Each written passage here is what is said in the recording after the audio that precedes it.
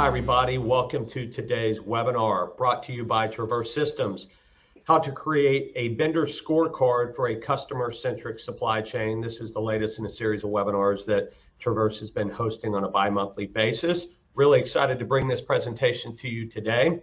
All in, we're going to be around 45 minutes, so I want you to prepare accordingly. We'll have a Q&A on the back end of this. If you have any questions for today's presenters, just type them in, click submit in the Q&A field, and you'll be able to see our answers to those questions. We'll get to as many of them as we can. A few housekeeping notes just to make the best use of your time. There's no dial-in option. You're going to be hearing this through your PC speakers or through your mobile device. Make sure that you have your volume turned up. You can share this socially if you want to share it with folks in your network that you think would get value out of it. And you'll see a resource icon at the bottom. Within that, Traverse is hosting various forms of content, a downloadable brochure, as well as an on-demand webinar. So feel free to download those at your leisure. I want to briefly introduce the team today that's going to be giving this top-notch presentation, all from Traverse. We've got Greg Holder. Greg is the co-founder and CEO at Traverse, and he is joined by Richard Wiljum, who runs sales and marketing as the vice president of sales and marketing at Traverse, and then finally Kip Kapelke, the sales engineer for Traverse. I've done these a number of times with these guys. They're going to do a great job. So I want to briefly hand it over to Richard. Richard's going to get us started. Richard, if you could, tell the folks out there a little bit about Traverse Systems, who you are as a business, and a little bit about today's topic. Thank you, Jason. Good morning to some, good afternoon to most of you out there in our audience today. On behalf of Kip, Greg, and myself, and the entire Traverse Systems team, I want to thank you not only for your time, but for your interest in our topic. As most of you know, Traverse Systems is in the business of helping our customers improve their supply chain performance. As we talked about in the last session, a lot of companies today are focusing on what is termed customer-centric supply chains. And what we mean by this is the customer experience and supply chain is no longer disconnected from a data standpoint. We at Traverse Systems believe that your customers' experience improve when your vendor's performance does. We think there's no faster, more efficient way, and more widely used, to be honest, to provide that feedback to the vendors through vendor scorecards. So Jason, that's what we want to kind of explore with our audience today. What some of the challenges to putting out a vendor scorecard and what some of the benefits are for creating one. So that's what we want to cover today. Awesome. So I'm going to hand it over to Greg now. Greg, as a former practitioner and now obviously a service provider, what do you see as the main pain points companies face when starting a scorecard project? Thank you, Jason, for that, and thank you for those attending today. I think there's three kind of areas to focus on from a pain point perspective: creation of the ideas, the collection, and then the distribution. So to look at each of those individually, from a creation perspective, what are the objectives that you want to accomplish when you're going through a scorecard project? I.e., what are those metrics are? They need to be meaningful. They need to be metrics that help you accomplish the goal of the organization in total. And that's probably the biggest pain point that people can encounter. Getting back to that metric standpoint, don't do metrics just for the sake of metrics. Don't look at the metrics because it's data that you already have. You really need to make sure that you're concentrating on what the organizational goals are, which comes to the second point: collection. What is the source of the data that supports the metrics that support the organizational goals, and how do I get to that data? How can I aggregate that data, bring it all into one location so that it can easily be reported on? Most of the places that we see start with a very manual program, but your goal should always be to eventually automate that program. Some of the biggest successes we've had at our customers is not only in helping them form their scorecards, but taking it from a manual program and automating it. So the third piece that we really want to talk about is very, very difficult for organizations to do is the distribution piece. So what does that report look like? How do I get it into the hands of the people that need to see it? Is it active? Do I push it to them, or is it passive so that they come and retrieve it? And answer to that one, it needs to be both. So people need to be able to get it when they want it, but you also want to push it to them. You can't make them read it, but at least if you get that scorecard in their hands, you've done as much as you can to help move the needle, right? And the final thing related to the distribution is you got to understand, you got to be able to communicate it. You want to make sure that the receiving party of that understands how to read it. So that's a really big part, as well as how do you train once you've released these scorecards, and then use it from a collaboration perspective. It's not just a one-way thing. You need to be engaged actively with who your audience is, and so that you can really begin to affect change. So that's kind of those points, Richard. Kip, do you have anything to add? Maybe I can jump in. Yeah, I would say just making sure that you're identifying things that are objective instead of subjective. It's really easy to kind of get into, and I've seen some folks go down the path of that subjective component, and there may be an aspect of it, but probably something that shouldn't be driving that score because it's open for interpretation, where, make sure it's something that is really driving that supply chain efficiencies. What are those pinch points or pain points? Partner with different people inside your organization and maybe even your vendor community. Ask them, what are those important aspects that you should be measuring? And then making sure that you weigh them appropriately. So, that each one has a value based on what you need that value to be for your organization and getting product through. So I think just wherever that happens, I think is great. So, and whatever you can do to kind of level that playing field and not make it so subjective, I think is phenomenal. Yeah, and just to add to that, without fail, when we sit down with a company on a scorecard project, one of their biggest pain points is the ability to scale. And oftentimes what we see are companies that they'll do maybe just the top 20% of their vendors. Now, understand that's the bulk of the volume, but all vendors benefit from getting a scorecard. In fact, I had one operator say to me, Richard, it's kind of like painting the Golden Gate Bridge on a monthly basis. Once we start the scorecard, by the time we get it finished, we got to start all over again, just like painting the Golden Gate Bridge. So in a word, scaling their efforts. So Kip, I wanted to go back to you briefly. Like Greg, you've also worked extensively with vendor scorecards as both an operator and now a service provider. How do you see scorecards help evaluate vendors' ability to deliver value to their organization on a consistent basis? Absolutely. Jason, my kids are all teenagers right now and in some sort of either sports or in school, and academic and or box scores are incredibly important. So before I pivot over to where this works in the industry, it's just, how do you really know who's winning, who's losing, or how do you know where you are in that whole process? And, I kind of threw a quote in here of how do you know where you're going if you don't know where you've been? So really looking at that comparison type information. Am I making strides or improvements over the same, time period, either last year or last month? So where am I winning? Where am I losing? My past life, we actually were very fortunate with the company that I work for that we had several different scorecards from, external to the vendor community. And you'll see in a couple of slides, there's ideas and things that are being done even internally to provide that level of information.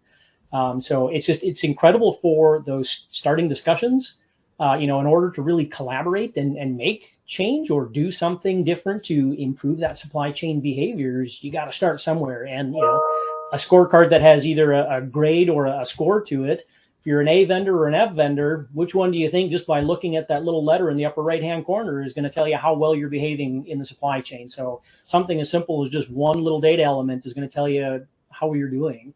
And if you're an F, obviously, hopefully you as a vendor community want to improve, and, because basically everybody just wants to get the right product in the right place at the right time to drive sales, margin, and turn. So both the retailer and the vendor or supplier community should have a vested interest in making that happen. So it's a great way to have everybody looking at that same one piece of data or information and have those great discussions. What are you going to do to try and improve and make this better?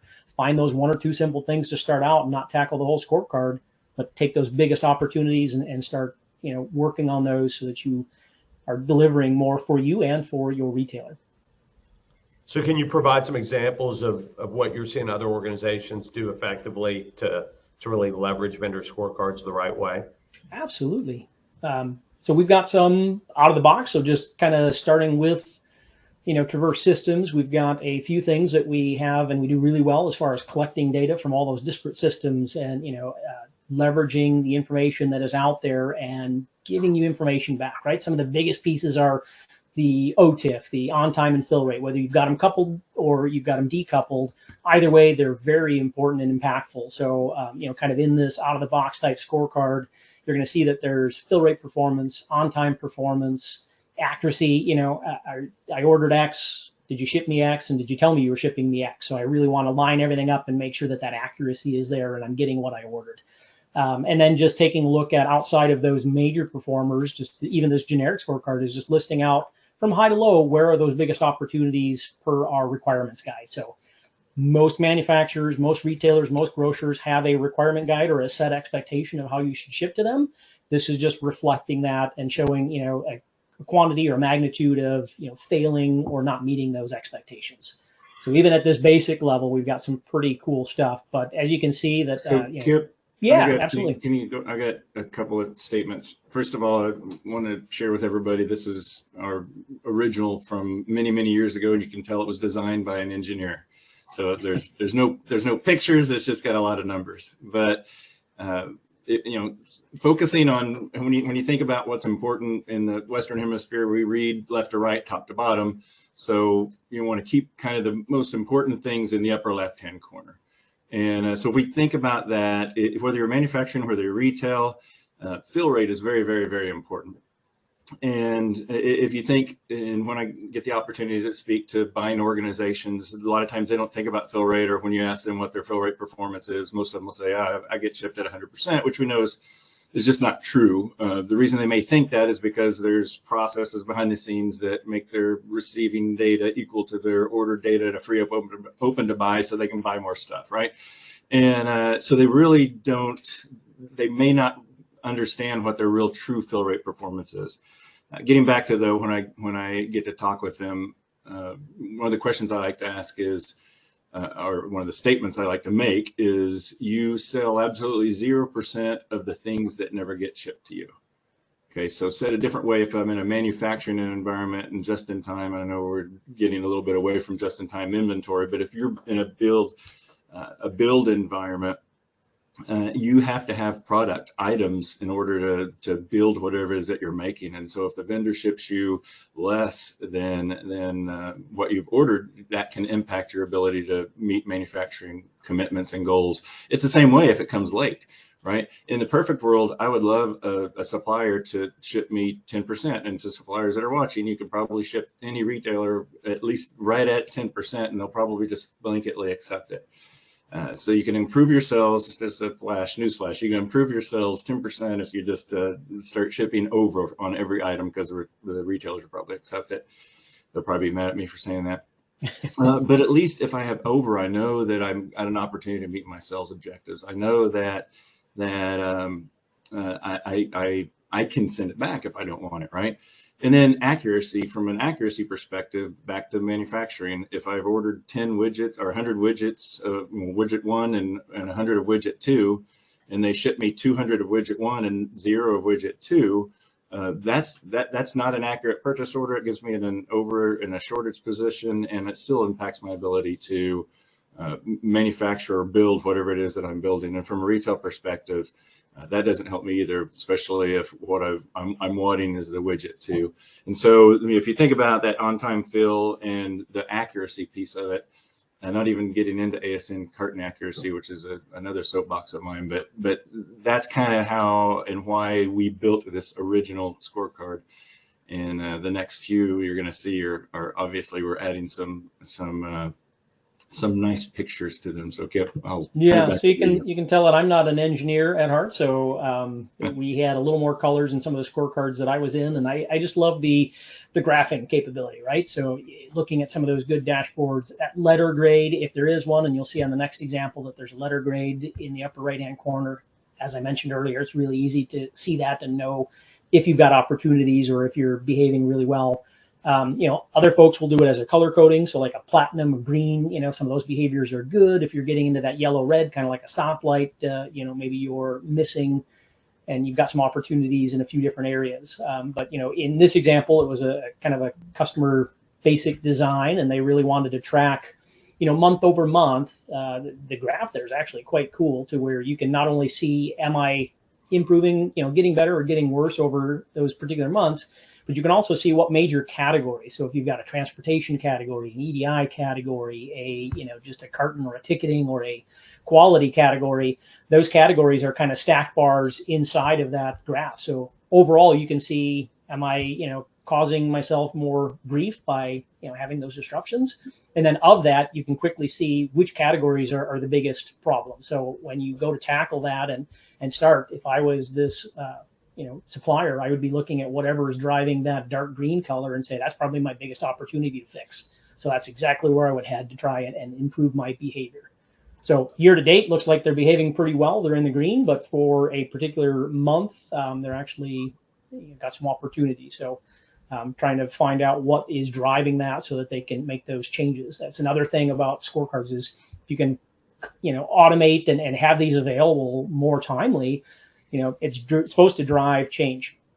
So, the big thing I think that Traverse does extremely well is we're constantly collecting, all the disparate data to make sense of it all. But then we also really drive for a very quick or timely distribution of it so that people can see it and make changes before, hopefully, that next round of shipments. It doesn't do me much good if I get this 6 months after the fact.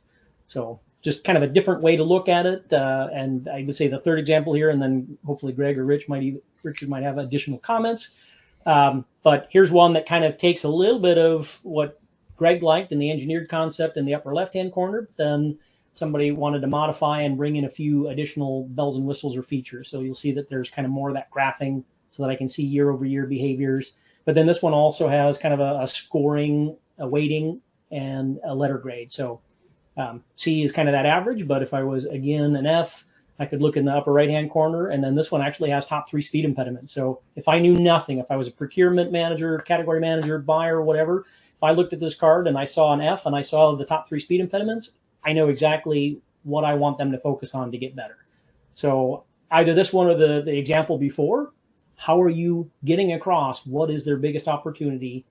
And, ultimately, everybody just wants to get the product in so that they can drive those sales again. So, Greg, Richard, anything else on those? I will, if I can jump in. Richard, sound like you want to say something.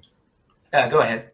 So a lot of times people come to us and they say, I just want to make 2 points, and there's no right or there's no wrong answer. So do you look at a trailing 12 months or 13 months so you can gain some type of analysis that way? Do you look year over year? Do you this year to last year, trailing 12 months? There's no right or wrong answer. Those are some of the difficult discussions that you're going to have when you begin the process.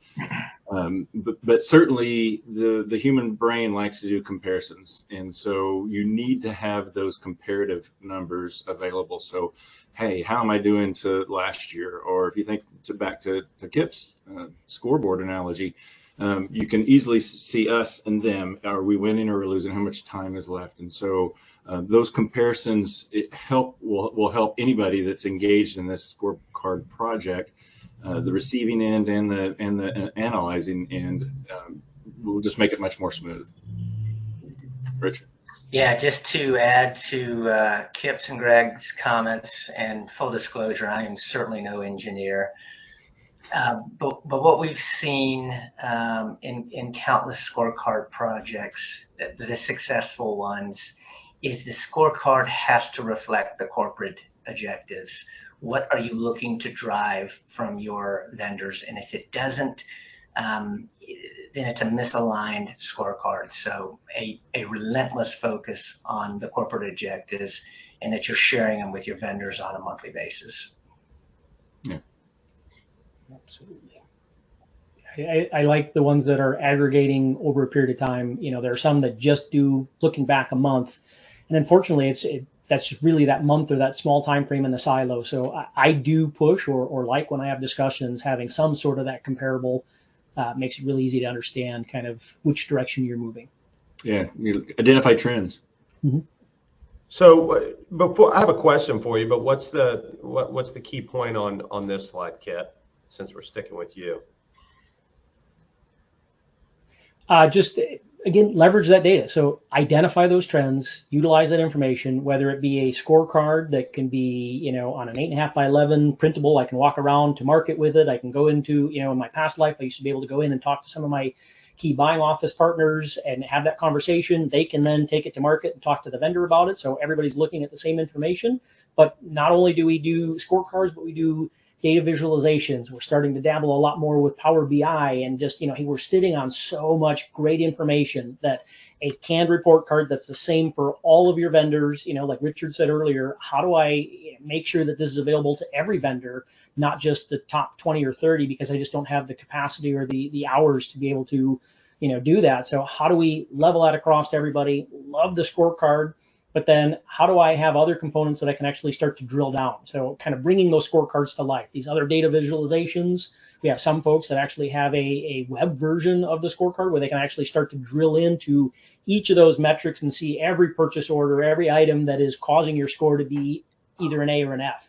And it's just phenomenal to see how some people have taken it and leveraged that information to spur those really great discussions, right? So it's just, I think, a phenomenal place to start, and it's fun to see what other ideas and what other scorecards are being thought of out there because it is so powerful. So I want to move to Greg real quick before we move to the next slide. Greg, you know, we talked about scorecards, but why do they fail, and how can companies prevent failure moving forward? What's your thought on that? I have a lot of thoughts on that, because we from a personal experience as well as from a business experience, and I think a big part of the biggest failure is they fail to get off the ground because people can't agree on what the objectives are. Probably second, the number two off the top of my head, it would be they fail because they've pick the metrics that they have access to the data to, and not necessarily the right metrics that really drive organizational change. Another one that comes to mind quickly is it's a manual process, and you know, as we just come out of the pandemic, trying to get people to come to work and get things done, we're stressed, and maybe nobody's looking at, or we don't believe anybody's looking at the scorecards, and so we just get tired and we just stop creating the scorecards. Another reason to automate the process, right? Or the data is just too hard to get to, or the one person that knew where some of the key pieces of the data had left the company, and now we don't know how to build it. I mean, that there's just a number of reasons why these things actually fail. But let me kind of give a positive side of that, because we've seen each of these, whether we dealt with them or whether we were working with customers before and ran into these things. And that's, I guess, another reason why you want to bring this data together in one location, and you want to agree that because come back to that, you want to bring the data together in one location, you want to automate that process, but most importantly, you want to relook at that scorecard every year, because goals of the organization will change, the business changes, and so the discipline required to continually update and edit that scorecard based on changes to the business is another thing that you have to really be focused on. So that's a very critical component, I think, is as you move and mature, making sure that as the goals of the organization change, your scorecard changes to reflect that. Anything to add, guys? Yeah, and Kip was going to say something. Yeah, I think to truly have an apples to apples, you do need some set of time. So I like where Greg was going, but at the same time, you know, how do you maybe add more components and maybe be a read only for a year or so because it's important to you, and then start to look at, you know, leaving it static or having those key metrics that's at least driving a score or a grade, right? You can always enhance and add more information or data points, but, you know, in order to really have that year over year comparison, I can't be moving that target or changing how the weighting scale is. So probably, you know, not trying to make changes every 6 months, every year, unless it's absolutely necessary. But, you know, make a few of those tweaks. And once you start to get one, settle in on it so that you can really start driving, you know, those behaviors and keeping those metrics in line, I think is something that I see to be crucially important. Otherwise, you're just kind of always comparing an apple to an orange. And it's a little bit harder for comparisons. That's a great point, and I want to, you just said on something that I wanted to point out as well. So a lot of times, until we start tracking the metrics, we don't know what a good baseline is, right? And so that metric, you may keep that metric for 5 years, but you want that metric to constantly be improving, and so you may change the goal. And that's important. So you may not necessarily change the metric as much as, so if you have a fill rate and your actual fill rate turns out to be 92% across the board, but you know you want to be at 99%. Well, maybe you don't set your goal at 99%, but you set your goal at 93% or 94% or 95%, and then you gradually move.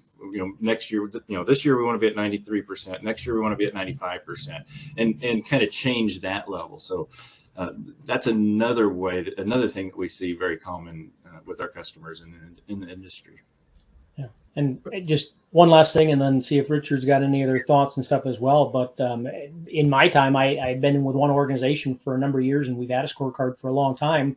And every so often, we actually found that the behavior got so good that either that metric was much less as far as the weighting, and I could reinforce those other ones that needed to be reinforced, right? So if fill rate was it, or, you know, received as ordered was it, if we actually started to make those improvements and we got to that 99, you know, %, hey, good for us, good for that vendor community. Now let's maybe keep it on there as either a read only or less of the overall weighting, and let me start putting an emphasis back on those next pieces that I want to achieve. So lots of different ways to slice and dice that, but yeah, lots of great dialogue, and love your points there, Greg.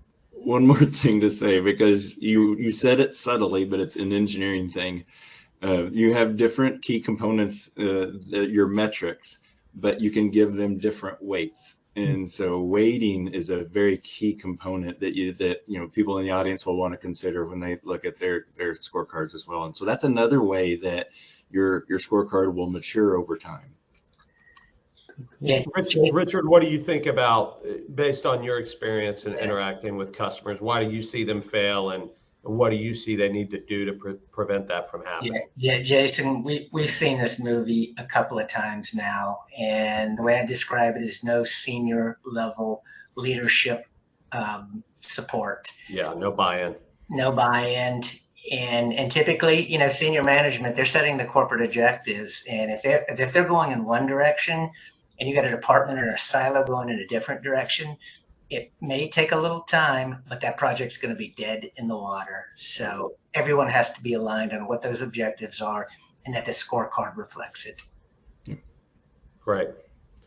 So if someone wanted to get a scorecard project started, where do you guys believe that they should begin? Greg, we can start with you on that end. I probably have said it several times, and Richard just reinforced what I had said. The most important thing is that it supports the objective of the company overall, and you get that key buy-in from senior leadership. So what are the things the company's trying to do? Increase sales, increase in-stock position, you know, customer satisfaction type things. And so identifying that, and then to Kip's point earlier in the presentation, he said they have to be objective, so it has to be measurable, right? Not subjective. Who's the worst vendor? You could go to anybody in the organization, anybody in the company, and say, hey, who's our worst vendor? Ask a guy in the dock in the receiving department of one of the distribution centers, and his answer is going to be completely different than when it's somebody from EDI group, and it's going to be completely different from somebody in the buying organization, completely different from somebody in accounts payable. So that's the purpose of these scorecards. You're going to agree on what we're measuring, and they're going to be supportive of the corporate goals, and they are measurable, so they're actionable, they're objective. And then, you know, certainly finding the sources of where that data comes from and starting to report on it is first two steps in my mind. Yeah, and I think you talked about a lot of this stuff already. So, you know, just making sure that it's attainable. So what data, you know, is it systems and things that you can feed and aggregate so that you can actually get to that information and display it, making it relevant. So you talked earlier, you know, we've talked several times of just what are those objectives of the organization and how do we support that so that, you know, we're just not running in a different direction and not supporting what the overall organization needs. And then the last part here, just I like the SMART. Everybody I think has heard of the SMART goals for, you know, your own goal setting and stuff. So it's a great idea and a great context here to kind of start building a scorecard as well. But time-based, this one's a little bit different than I think what the SMART goal is for your individual goal settings. But you know, I just reinforce and love the fact that everything is very timely. So how are we getting this information into the hands of internal and external business partners that need to see it to be able to make change? Right. So I don't want this thing to be uber delayed because I want to be able to have this information at my fingertips so I can go back to my manufacturers, back to my warehouse, back to whatever it is, and try and address these issues before the next round of shipments. And Richard, how about you? What are your thoughts? I would say from an industry perspective, understand what the best practices are. If you're a retailer or a vendor that serves these retailers, organizations like Retail Value Chain Federation or rvcf.com, they've done a lot of work in terms of best practices in this area. If you're a manufacturer or you're a wholesale distributor that supplies these manufacturers with their materials, I'm sure there are countless organizations out there that have already done a lot of the heavy lifting. And from there, get in the base elements, the fundamentals, and again, with that focus on what are the corporate objectives, how do we ensure that that goes into our scorecard. Great. And I would say most organizations have some sort of packaging or shipping requirements or some sort of quality requirements. You know, whether you're manufacturing, retailer, there should be something in there, right? I mean, and many times I can look at a set of requirements guides, and that's going to help identify, you know, what are some of those key metrics and things, expectations that you have, turn those into, you know, something that's measurable. And whether you've got a compliance program or you're just identifying failures in general or rolling out with this scorecard, all that information is going to be important. Kip, I know you wanted to go to, before we get in the Q&A, wanted that one last slide, and you had a little bit of tidbit information there before we move into. Yeah, there's one or two things. I think, Jason, I'm going to sneak another one in here. Just who are scorecards for, right? And Greg, I'm going to have you kind of help me chime in here before we go to the last visual slide here. It really is, and I think I hinted at it earlier that there was going to be an upcoming slide on this, but you know, we can see it for vendors/suppliers. So that's everything that we've kind of seen in some of our examples. You know, the other examples that we haven't brought in is, you know, there are carrier scorecards. So obviously looking at, you know, different opportunities and stuff and accuracies and dependabilities from, you know, the different carriers that you have partnered with in your organization. Where I came from, we actually had a internal buyer scorecard. We didn't call it a buyer scorecard because I didn't want to actually give letter grades to my internal business partners. I wanted them to stay FOLs or Friends of Logistics. So we had more of a SWOT. So it was a strength, weakness, opportunity, threat type card, more so than giving any kind of a letter grade. But Greg, I think we've seen anything from direct ship. We've seen stuff from even distribution centers getting kind of cards on just their overall behavior and performance and whatnot and cartons per hour. So I think run the gamut of who could utilize that. And Greg, what are your thoughts?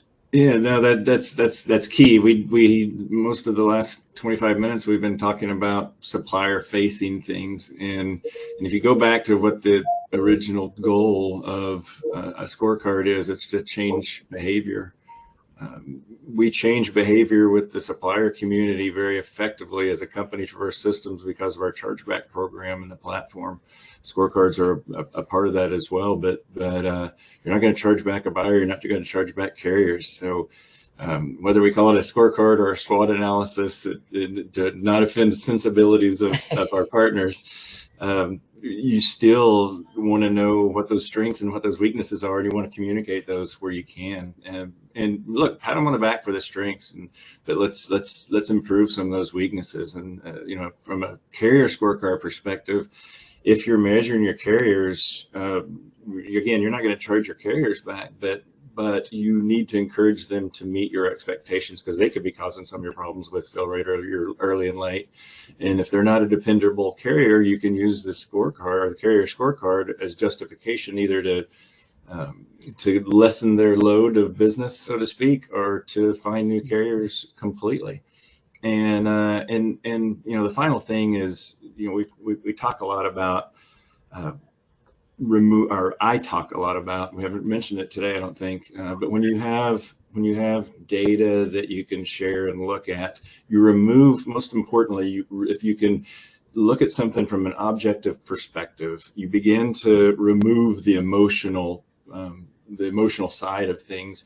And so if we agree on the numbers, then we can agree that there's area of opportunity and there's area for improvement. And when you get away from an emotional, now in politics and everything that happens, everything is very emotional. We don't want to have emotional discussions. We just want to look at objective information and be able to look for opportunities for us to improve as a group, as an organization, whether we're a vendor, or whether a carrier or a buyer, or, and Kip, to your point, you kind of mentioned it, but from a direct to consumer perspective, I bet there's a lot of businesses out there that don't know how good the vendor community is servicing that customer, because it's not easy data to get to. It's easy for us, but it's not easy for a lot of people to get to. And so if something is shipping directly from a vendor to one of your customers, and something is goofed up with that order, they don't blame the supplier. They're going to blame the retailer that they bought it from. And so another reason to have a scorecard. I could go on and on and on, but I think we'll stop there for a brief moment. So, Kip, you were going to talk about KPIs before we got into the. Yeah, and this one, I thought it was fun. I've seen this online, and Richard, I don't know if you were getting ready to jump in there for a second, so I want to make sure you get a chance to say it. But I've seen this and really kind of found it to be quite fun, right? So you got your KPIs. We know what those are. We talked ad nauseum today about all the different, importance of having those metrics, having, everything be laid out so that you can identify how you're changing or how you're behaving. But ultimately, having a good scorecard, to have those collaborative discussions, it does need to have those elements that are managing to the company's directives and goals and where they're heading, but you want to keep people interested and, keep that information in front of them. And that's how you keep them involved and hopefully inspired to be better, right? I probably didn't say it, but it was amazing to see how many people came to us in my past life and wanted to improve. They didn't like, in school, they didn't accept a D or an F on their scorecard. They sure as heck didn't want one on their, scorecard coming from us as a retailer. So they dug their heels in, had great discussions, and were inspired to make those improvements, and actually not only became an A vendor, but for us, we had a certified class that meant you were not only an A, but you were an A+, and basically high honors and doing everything extremely well. And it was amazing to see how fast their product could flow through some of our facilities, because we didn't even have to audit them anymore. Their stuff was full. It was on time. It was, if I ordered 10 small blue t-shirts, gosh darn it, it was 10 small blue t-shirts every time I opened up that box. It was just awesome to see how this did inspire folks to have those discussions and actually make change. So I think I'll leave it there. Richard, see if you've got anything else here. Yeah, so just something to add, and folks, this doesn't really play real well on a piece of marketing literature, but just the simple fact that you've got everyone looking at the same data and everyone agrees that the same data is accurate. I promise you, there's operators out there on this session today that they'll go into a 1 hour meeting and they'll spend the first half hour arguing about whose data is correct and whose data is incorrect. Down south, Kip and Greg have heard me say this a couple of times before. We call that singing off the same hymn page, but the value can't be overstated. It's just that single version of truth shared with stakeholders, including supply chain, merchants, category managers, distribution, and senior management. It can't be understated, the value of that. Right. Well, we had a lot of questions that came in from the audience, and for the sake of time, we're going to tackle a few of them. If we don't get to your questions, one of the team members here, Greg, Richard, or Kip, will reach out to you directly. I did want to make one note, didn't mention it at the beginning. We're recording today's session, so you're going to have access to the on-demand version within the next 24 hours, so be on the lookout for that. But with that being said, let's get into it. We've got a question from Janet, and this is actually directed to you, Greg. In your opinion, Greg, what is the most important metric on a scorecard? Janet, that's easy. I've said it over and over and over. Thank you for the question. If you think back to the very first scorecard that we showed, the engineered scorecard, the first two items on there is fill rate and early versus late. So on time and in full is the simple answer to that. But I also think that on time and in full should be supplemented with an accurate shipment as well. So it has to be accurate to what I've ordered. So I would say that the top three boxes: on time, so fill rate, and early, late, and then an accurate order. And so measuring what is ordered versus received, the timeliness of that, and comparing what is ordered to received is the easiest way to say that. And that should be very easy for everybody in this call to get access to, right? So that's a great place to start. So we've got one from Ian. Ian wants to know, how often should our scorecard change? And I think Greg and I kind of bantered back and forth, and I would say it's probably going to ebb and flow or change a little bit more, either as you are starting that scorecard process. If you don't already have one, you're going to identify those different baseline components, and you're going to, want to make a little bit more frequent changes. As you start to settle in, then, hopefully you're starting to just take a look at those weightings, and maybe every couple of years you're reevaluating. So, once you become a much more mature scorecard entity, then I think it's easier to kind of lock in for a couple of years. And that way, when you look at, this year versus last year versus LLY, right, you can really start to see those longer term trends and more strategic trends instead of just things that are happening over a couple month ebb and flow. So, it's kind of where I would be at is you're going to be a little bit more frequent early on. And then as you start to settle in, really find those things that are driving those biggest disruptions and, double down on it and have really great discussions on whether they're improving or not improving on those metrics. Greg, do you have anything to add on that? No, I just want to stress that whole component of maturity of the scorecard, right? So the earlier you are in the process, it may change more frequently, but it shouldn't change more than once a year. If you're asking particularly people that are outside of your sphere of influence, like the vendor community, where you might not get to talk to them all the time, you don't want to be changing things on them very, very frequently, because it's not easy and fair for them. So if you tell them one quarter, this is what your focus is, and then change it to the next quarter, that just doesn't drive behavior. It drives confusion and frustration for the person that's being scorecarded, or the group or the vendor that is. And so very early on, you shouldn't change it more than annually. And even then it can't be drastic changes, because it's just not going to be able to accomplish what you're trying to accomplish. Okay, we're going to take one more. This is from Anthony. Richard, this is directed at you, because you talked a little bit about it earlier. Why do you believe scorecards are so important to a customer-centric supply chain? Thank you for the question, Anthony. And I got to tell you, Anthony, I heard a quote the other day, and it's still top of mind to me. And this will be coming to a marketing document to you soon. But the quote went like this: how we hold our vendors accountable is what we flow through to our customers. And in essence, that's kind of like that is kind of like the definition of a customer-centric supply chain, right? And just to add one more comment to that, if you seek continuous improvement, there is none unless there's continuous feedback. And for companies going down that path, there's no faster, easier, and probably more widely adopted and effective way to do it than automating your vendor scorecards on a monthly basis. That's good.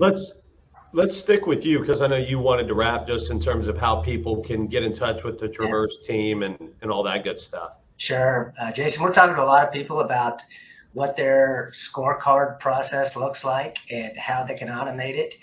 I can give you an example of one company we talked to that they employ 15 to 30 people on a monthly basis to be able to push those scorecards out manually to a subset of their supplier base. That's what we do for a living in addition to the other products and services. If you have such a project in place and you're looking for some direction, we'd love and enjoy the conversation. So reach out to Barry on the screen, give us a call or scan the code or hit us up at traversesystems.com. And again, we'd enjoy the conversation.